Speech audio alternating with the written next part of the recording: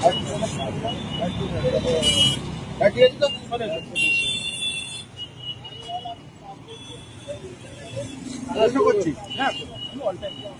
করেছেন আপনি আপনি বলেছেন যে শওকত মোল্লা, মাননীয় শওকত মোল্লাকে থানার বিধানসভায় পাঠিয়ে দেবো। আর আজকে দেখলাম যে ভাঙড়ের প্রাক্তন বিধায়ক আরাবুল ইসলাম এবং বর্তমান তৃণমূল নেতা কাইজার আহমেদ তারাও বলছেন যে শওকত মোল্লাকে ভাঙড় থেকে আমরা তাড়িয়ে দেবো। দেখুন, এ বিষয়ে আমি বলতে চাই, আমি বারবারই বলে সাধারণ ভাঙড়বাসীর জন্য এইটাই ভাঙড় ঘটনা। মোবাইল নিচে বাংলায় একটা কথা আছে, ভেনে কুটে মরে সাঁতার টানো যেরকম ভাবে। এখন ভাঙড়ে যে তানারাও সৎ এটা বলা বড় মুশকিল, কারণ বিগত দিনে এই আরাবুল ইসলাম বারবার তোলার দায়ে কখনো জেলে গিয়েছে, কখনো খুনের মামলায় জেলে গিয়েছে। সুতরাং এদেরকে শওকত মোল্লার বিরুদ্ধে কোনোদিনও কথা বলতে শোনা যায়নি। যখন দেখলো যে প্রকৃত শওকত মোল্লাকে একটা টাইট করে এনেছে, ঠিক তখন আজকের এই আরাবুলের মতো এবং কাইজারের মতো সুবিধাভোগী যারা নেতা তারা আবার কিন্তু ময়দানে নেমে পড়বে। সুতরাং এদের থেকে আমি সাধারণ ভাঙড়বাসীকে বলবো এদের থেকে একটু দূরে থাকতে, কারণ আগামী দিনে এই ভাঙড় 148 বিধানসভাকে একেবারে আমাদের মাননীয় মুখ্যমন্ত্রী মাননীয় মমতা ব্যানার্জি মহাশয়া তিনি কিন্তু পাখির চোখ করে রেখে দিয়েছেন। এবং এখানে কিন্তু 13টা অঞ্চল আছে, এই 13টা অঞ্চলেই স্বচ্ছ ফেস এবং নূতন ফেস কিন্তু তারা কিন্তু রাজনৈতিক ময়দানে নামবে। এনারা যে সুবিধাভোগী সেটা কিন্তু ভাঙড়ের মানুষ আজকের অলরেডি বুঝতে পেরেছে। শওকত মোল্লার সাথে সাথে ভাঙড়ে আরো যারা দুর্নীতিগ্রস্ত নেতা, বারবার আমি তাদের কথা বলেছি যে দুর্নীতিগ্রস্ত নেতাদের কোনো স্থান কিন্তু ভাঙড়ে নেই, তাদের বিরুদ্ধে যতটুকু করার আমি করব। আপনি তাহলে মনে করছেন যে নতুন মুখের মধ্যে আপনি অন্যতম? না, সেটা আমি বলবো না, সেটা সময় কথা বলবো। এবং আমাদের যিনি দক্ষিণ 24 পরগনার জেলা সভাপতি হচ্ছে মাননীয় জাহাঙ্গীর খান মহাশয়ের কাছে আমি করজোরে আবেদন করব যে আপনাকে বারবার কাইজার আহমেদ প্রেস মিডিয়াতে বলছে যে আমি জাহাঙ্গীর খান অনুগামী এবং জাহাঙ্গীর খানের ভাঙড় বিধানসভা রাইট হ্যান্ড, আপনি দয়া করে এই বিষয়ে আপনি কিছু প্রেস কনফারেন্স করে কিছু অন্তত বলুন সাধারণ মানুষের কাছে। ভাঙড়ের আপামর মানুষ, সাধারণ মানুষ শুনতে চায়। কারণ এই কাইজার আহমেদ বলো বা এই আরাবুল ইসলাম বলো বা শওকত মোল্লা বলো, এরা যে কোন জায়গায় আছে বা এরা বিগত দিনে কোন জায়গায় ছিল এটা কিন্তু ভাঙড় ক্যানিং এর মানুষ জানে। আপনার তো খুশি হওয়ার কথা, আপনি বলেছেন যে ক্যানিং পূর্ব বিধায়ক শওকত মোল্লাকে আমি তার ক্যানিং পূর্ব বিভাগে পাঠিয়ে দেবো, সেই জায়গায় আরো দুজন সাপোর্ট প্রাক্তন তৃণমূল নেতার সংযোগ হলেন, খুশি হওয়ার কথা তো না। তারা রাজনীতি করুক, এই নয় যে ভাঙড়ে আবার এসে তারা আবার একদম সামনের সারিতে রাজনীতি করবে, রাজনীতি সাপোর্টের থাকে। এইটা আজকের এত প্রেস মিডিয়া ডাকার মানে কি, যে তাদের মূল উদ্দেশ্য হলো যে ভাঙড়ে আমরা ফের টিকিট নেব। ভাঙড়ের মানুষ এটা চায় না, যারা দুর্নীতিমূলক নেতা তাদেরকে কিন্তু ভাঙড়ের মানুষ চায় না, কোনো কিছুতেই চায় না। ভাঙড়ের সচ্চা ফেস আমি মাননীয় মুখ্যমন্ত্রীর কাছে আবেদন করব প্রেস কনফারেন্সের মাধ্যমে যে তিনি যাতে ভাঙড়ে যে এত বারবার এত খুনোখুনি রাজনীতি হচ্ছে, এত লুটেরা রাজ করছে, ভাঙড়ে একদম সচ্চা ফেস যার কথায় মানুষ এক কথায় ভোট দিয়ে দেবে এবং ভাঙড়ে এত রাজনৈতিক মিটিং মিছিল হবে, কোনো মায়ের কোল খালি হবে না। তিনি ভাঙড়ের দিকে একটু স্পেশালি নজরটা দিন। আপনি তাহলে বলতে চাচ্ছেন যে শওকতপন্থী যে রয়েছে বাহারু আরো সব যারা রয়েছে, তারপরে আপনার আরাবুল ইসলাম, কাইজার আহমেদ, সবাইকে বাদ দিয়ে নতুন মুখ নিয়ে ভাঙড়ে তৃণমূল দল করার চিন্তা ভাবনা। যেহেতু আমি তৃণমূল দলটা করছি, আমার বাদ দেওয়ার ক্ষমতা কারো নেই। প্রত্যেকের বাড়িতে দুটো ভোট হলেও আছে, কারো বলবো না যে এ তৃণমূল থেকে বাদ যাবো, তৃণমূল থেকে বাদ। দল সবাই করতে পারে, কিন্তু দলের ভিতরে কার নেতৃত্ব ভালো এবং কে সাধারণ গরিব মানুষের পরিষেবা দেবে, যে মাননীয় মুখ্যমন্ত্রী যে 94টা প্রকল্প আছে সাধারণ মানুষ যাতে পুরোটা পায়, কেউ যাতে কোনো অংশে বঞ্চিত না হয়, সেই দিক নজর রেখে ভাঙড়ের যারা আছে তারা অন্তত রাজনীতির ময়দানে চলে আসে।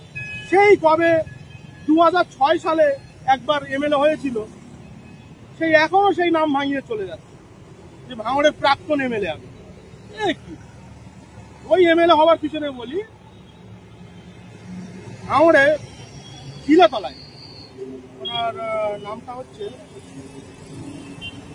হিন্দু মানুষ,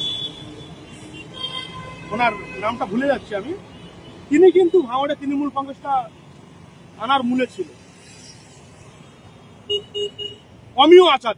অমিয় আচার্য কাকা, খুব বর্ষিয়ান নেতা, তিনি কিন্তু 2006-এ প্রকৃত এমএলএ হবার যোগ্য ছিল, কিন্তু তাকে কিন্তু দল টিকিট দেয়নি না। এখানে 2006-এ কিন্তু তার সঙ্গে দল গাদ্দারি করেছে এবং আরাবুলির মতন একজন সিম্পল মানুষ টিকিটটা পেয়ে যায় এবং সে এমএলএ।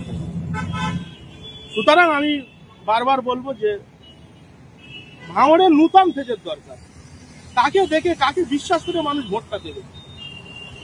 সুতরাং আমি এই অনুরোধ, আমাকে অনেকেই ফলো করছে, শুধু যে সাধারণ মানুষ ফলো করছে তা নয়, আমি যা কিছু বলছি আমাকে অনেকেই ফলো করছে এবং আমার যতটুকু ছোটার আছে বা আমি যে দীর্ঘদিন ধরে রাজনীতি করি, আমি সব জায়গায় অলরেডি ছুটে বেড়াচ্ছি এবং প্রত্যেকেই কাছে গিয়ে আমি কিন্তু বলছি যে ভাঙড়টার দিকে স্পেশালি নজর দিন। এই যে আপনি বলছেন নতুন মূল নিয়ে আসা আরাবুল কায়দার, শওকত বাহাদুর, তাহলে আপনি জাহাঙ্গীর খানের সঙ্গে এই বিষয়ে কি কোনো আলাপ আলোচনা হয়েছে কোন রকম? দেখুন, তিনি হচ্ছে গরিব ও অসহায় মানুষের কণ্ঠস্বর। তিনি যেখানে পা রাখে, মাননীয় জাহাঙ্গীর খান মহাশয় পা রাখার আগে তিনি ভেবে নেয়। শওকত মোল্লাকে নয়নের মণি বলে, হাতটা ঠিক করলেন। জাহাঙ্গীর খান দাদার কথা বলছেন, তিনি যেখানেই পা রাখে তিনি আলটিমেটলি ভেবে নেন যে সেই বিধানসভায় কি ধরনের মেডিসিন দিতে হবে বা সেখানে কার কি চরিত্র, কার কি ফেজ আছে। এই যে জাহাঙ্গীর খান আমরা দেখতে পাচ্ছি যে বিভিন্ন বিধানসভায় তিনি সভা করছেন, আজকে সোনারপুরে সভা করলো, কালকে দেখলাম বাসন্তীপুর সভা করলেন, তাহলে কি ভাঙড়ে এসে তিনি সভা করবেন, এরকম কোনো আলোচনা আপনার সঙ্গে হয়েছে? না, এটা সময় কথা বলবে, এটা আমি এই মুহূর্তে কিছু বলছি না। নিশ্চয়ই সে বিষয়ে কথোপকথন চলছে বিভিন্ন অ্যাঙ্গেল মারফত, সে বিষয়ে আমি কোনো কিছু বলছি না। কারণ মাননীয় জাহাঙ্গীর খান মহাশয় হচ্ছে তিনি গরিব ও অসহায় মানুষের কণ্ঠস্বর। তিনি যেখানেই পা রাখবে জনগণের ভিড় লেগে যাবে এবং তিনি যখন আমাদের ভাঙড়ে আসবে আমরা তাঁকে ফুল দিয়ে অভ্যর্থনা জানাবো এবং হাজারে হাজারে মানুষ তার সঙ্গে আমরা থেকে তাকে আমরা ভাঙড় বিধানসভা থেকে স্বাগত জানাবো। কিন্তু বর্তমানে যে অবজারভার আছে, সে অবজারভার বলছে যে জাহাঙ্গীর খান দায়িত্ব পেল কোথায়? আপনাদের কাছে কোনো প্রমাণ আছে? সাংবাদিকদের উদ্দেশ্যে বলছে যে কোনো তো প্রমাণ নেই। সেই অবজারভার কথা উচ্চারণ করে আমি বলতে চাই, তিনি যে ভাঙড়ের অবজারভার, তিনি তার কোনো ওয়েবসাইটে দেখাক বা কোনো একটা লিখিত কাগজ দেখাক যে আমি ভাঙড়ের অবজারভার আছি। সুতরাং এই ধরনের ভ্যাট ব্যাকা উনি বন্ধ করে দিক, ওনার আর মাথায় কাজ করছে না। উনি ভাঙড়ের দায়িত্বে আছে কি না আছে ভাঙড়ের মানুষই এখন জানে। সুতরাং ওনার পিছনে যারা আছে বা সামনে আছে যারা, তাদেরকেই বলছে যে আমার সঙ্গে যারা আসবে, আমার কিন্তু জীবন মরণের লড়াই। সুতরাং আমার কাছে যে আসবে স্বচ্ছভাবে আসবে, কেউ খরগোশের মতো লুকিয়ে গিয়ে গর্তে ঢুকে পড়বে, এরকম নেতারা যেন আমার পাশে এসে না বসে। তার মানে তাদেরকে নিয়ে তার আতঙ্ক আছে। সুতরাং তারা আর মাথায় কাজ করছে না যে আমি ভাঙড়ের দায়িত্বে আছি কিনা। আর আমি তো ভাঙড়ের মানুষের কাছে একদম, আমার যারা সমর্থক আছে ডাইরেক্ট আমি ফেসবুকে বলে দিচ্ছি যে একটা যতক্ষণ না পর্যন্ত ভাঙড় নিয়ে কোনো চূড়ান্ত সিদ্ধান্ত না হচ্ছে, কোনো মিটিং মিছিল আপনারা যাবেন না। আচ্ছা, ভাঙড়ের মানুষ কার সাথে আছে? আপনি বলছে আপনার সাথে আছে, শওকত মোল্লা বলছে আমার সাথে আছে, এবং আজকের আরাবুল কায়দার বললো আমাদের সাথে আছে, এদিক নওশাদ সিদ্দিকীর সাথেও আছে। মানুষ কোন দিকে আছে ভাঙড়ের মানুষ? এটা সময় কথা বলবে, মানুষ কার সঙ্গে আছে এটা সময় কথা বলবে। জনরোষ প্রমাণ করে দেবে যেদিনকে মাননীয় জাহাঙ্গীর খান মহাশয় ভাঙড়ের মাটিতে পা রাখবে, সেদিনকে নিট অ্যান্ড ক্লিন হয়ে যাবে। আজকে যে প্রেস মিট করলেন কায়দার আহমেদ এবং আরাবুল ইসলাম, তারা কিন্তু ভাঙড়ের যে খুন খারাপি হয়েছে সমস্ত দায় কিন্তু শওকত মোল্লার ঘাড়ে চাপালেন। কিন্তু ভাঙড়ের সাধারণ মানুষ বলছেন যে পঞ্চায়েতে 23 পঞ্চায়েতে কিন্তু এই আরাবুল, এই কায়দার শওকত মোল্লার সঙ্গেই ছিলেন। তাহলে শুধু শওকত মোল্লার গায়ে দায় চাপিয়ে ছেড়ে দিলে ভুল হবে। এনারা বাজার গরম করতে চাইছে, এই আরাবুল ইসলাম কাইজার তা এনারা বাজার গরম করতে চাইছে। এনাদের উচিত রাজনীতিটা পিছনের সারিতে থেকে করা, এনাদের সামনের সারিতে মানুষ আর পছন্দ করে। আর এদের নিয়ে কথা না বলাই বেটার। আজকে কাইজার আরাবুল ইসলাম তিনি সাংবাদিক সম্মেলন করে শওকত মোল্লার বিরুদ্ধে জিহাদ ঘোষণা করলেন, কি বলবেন? না, এইসব বাজার গরম করা কথা, আর এনাদের কথা ভাঙড়ের মানুষ নেয় না। কারণ এনারাও একসময় ভাঙড়ে গুন্ডা রাজ চালিয়েছে। ভাঙড়ের মানুষ নূতন ফেসকে ভাঙড়ের মানুষ চায় এবং ভাঙড়ের মানুষ এত মিটিং মিছিল পছন্দ করে না। ভাঙড়ের মানুষ এক শ্রেণীর মানুষ যেমন ঢ্যামনা অল্প কিছু ঢ্যামনা টাদর আছে, ভাঙড়ে কিন্তু 95% ভালো মানুষ বাস করে। সেক্ষেত্রে মানুষকে একটা বিভ্রান্তর মুখে ঠেলে দেওয়ার জন্য আজকের এই প্রেস কনফারেন্সটা করলো। একে আমি সমর্থন করি না কোনো কিছু। নতুন যে মুখ নিয়ে আপনি বলছেন নতুন ফেস চাচ্ছে, সেই নতুন ফেস আসবে কোথা থেকে? না, এটা সময় বলে দেবে, এটা ওয়েটিং লিস্টে আছে, সময় বলে দেবে। আপনি কি দিদির কাছে অনুরোধ করবে যে 26-এ নতুন কাউকে ভোটে দাঁড় করানো হোক বা? না, সেটা সময় বলে দেবে, সেটা একদম সময় বলে দেবে। কিন্তু অনেকে দাবি করছে যে রফিকুল ইসলাম বাপি তিনি তো ভাঙড়ে ঢুকতেই পারছেন না। কে বলেছে? আমি অটোমেটিক ভাঙড়েই আছি, অটোমেটিক ভাঙড়ে আছি। আমি হাতিশালাতে আছি এবং আমি সারাদিন ভাঙড়ে থাকছি। যেহেতু আমার নিয়ে অনেক সমস্যা হচ্ছে, আমি একটু সেফ সাইড ভাবে আছি, অটোমেটিক ভাঙড়ে আছি। আমি ভাঙড়ের ছেলে কোথায় যাবো? ভাঙড় ছেলে। ঠিক আছে, এই ধরনের মন্তব্য যারা করছে তারা আমাকে দেখে ভয় পাচ্ছে। শওকত মোল্লা কোনো রকম যোগাযোগ করছে না? না, আমি তো ওনার নাম্বার ব্লক লিস্ট করে রেখে দিয়েছিলাম বারবার। অন্য কোনো নাম্বার থেকে? না, ওনার লোকজন ফোন করছে, যে নাম্বার থেকেই ফোন করছে ব্লক লিস্ট করে। কারণ নেড়া একবার বেলতলা যায়, বারবার বেলতলা যায়। তাদের বক্তব্যটা কি বলতে চাইছে? যে রফিকুল না, আমি কথাই বলবো না। আমি সেই ধরনের রাজনীতি ঘরের ছেলে না।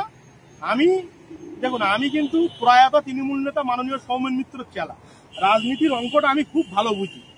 আমি একবার যার দিকে পিছন ফিরিয়ে চলে আসি, তার দিক জীবনে কোনোদিনও তাকাইনি। আর আমি কোনোদিনও টাকার জন্য রাজনীতি করি না।